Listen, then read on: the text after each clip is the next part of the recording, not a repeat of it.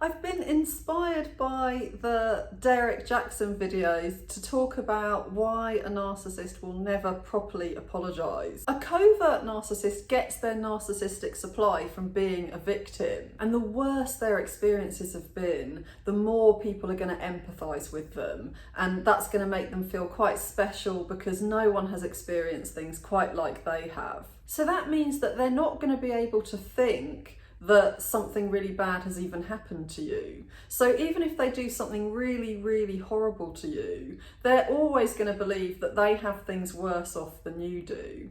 So they're the real victim. You're just someone who's finally getting a taste of what it's like to live their lives. And so, isn't it about time really that you got to know all of the suffering that they're having to go through? It's only a taste of it anyway. So it's not really that regrettable, is it? And that's their mindset. So they can't really have empathy because they're constantly jealous that you're having a better life than them. Another thing about a covert narcissist is that they will tend to believe they haven't done anything wrong and that they're just not that kind of person. Some narcissists really can't believe they are narcissists. They just can't see themselves in that way. So they'll say that it never happened and they'll convince themselves it never happened, or they'll say that they can't remember it happening. That's another good way of never having to face up to the fact that it did happen, because as long as they can say they can't remember, they're not responsible for how they behaved.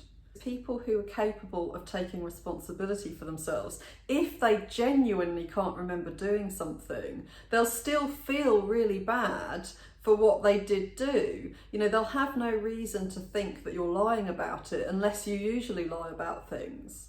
So they'll want to hear about it, and they'll try to think back and they'll try to remember. So if they can't remember, then they'll feel really apologetic for the fact that they can't remember, and they'll apologise anyway. If someone genuinely can't remember, it can also show that they really didn't give it a second thought, that they thought they had every right to behave like that. And this leads us to another reason as to why a narcissist won't apologise in any meaningful way. It's because, and I say that because they might apologise and just not mean it. But the reason that they won't mean it is because they aren't sorry. So they don't think that they've done anything wrong, even if they know that you think that they have and that there may be many other people who would judge it. In their minds, they were perfectly entitled to behave like that. And so a lot of people can get caught up in this, and they can get very confused because they can think, well, the person must be misunderstanding something. They must have just not understood that I didn't do anything to deserve this, so I better explain my position to them. And so they can spend a long time explaining, this is what I said, and then you said that, and then I felt like this, and they're hoping that at some point the narcissist is going to say, oh, I see, yeah, you didn't deserve my behaviour, wow, what I did to you was really unfair, and I'm so sorry. But that's not going to happen. And what tends to happen instead is the narcissist becomes angry and they feel like a victim. They feel like they're being accused of being a bad person. So you might find in that kind of situation that can trigger them into behaving in an even more nasty way towards you. And the reason for this is that they're feeling shame. They did do something wrong. There wasn't any misunderstanding. They intended to treat you like that. So if there's something wrong with doing that, then that would mean they're a bad person. And because you're the one that's saying all of this, they interpret that as meaning that you are making them feel ashamed of themselves. So you are a horrible person to be giving them these bad feelings. And I'll talk more about that in another video, about why it is that you become this terrible person when they feel bad around you. because that's another thing that can really confuse people, because it doesn't make sense, because it's not rational, but that's how a narcissist thinks. One of the ways they'll justify their behaviour is to think that you did something awful that caused them to behave like that. So you provoked them by acting in a certain way or speaking to them in a certain way. So whatever they did was justified because of what you did.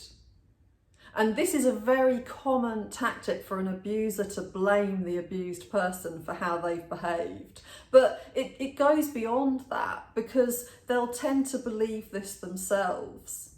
And if they don't believe it, if they don't actually think that they were provoked, then they can still pretend that they think that, because it works. It's a really good way to manipulate the other person. They can recognise that this isn't how a lot of people would act. You know, that a lot of people would judge this kind of behaviour and think it was horrible. But that doesn't matter to them, because they think they're above all of that. If anything, they think that someone who wouldn't behave like that is naive and stupid, and that they're clever enough to recognise that they can get away with it and to do it. So in all of these situations, the narcissist doesn't feel bad about what they've done. So if you approach them expecting that after explaining a lot of stuff to them, they're gonna feel bad, then you've got the wrong goal, because you're not going to get that from a conversation with them. Rather than wanting an apology from a narcissist,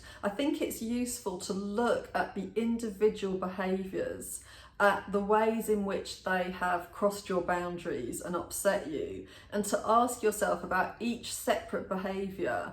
What was their intention? Most people think about things that have happened in quite a general way. They think, oh, they must have misunderstood something. They must have thought I was meaning something else, and that's why they behaved like that. And it's all just been a big misunderstanding. They wouldn't intend to hurt me. You know, they can think things like this because they're thinking generally about the person, and they're using emotional thinking. They're not looking at the facts.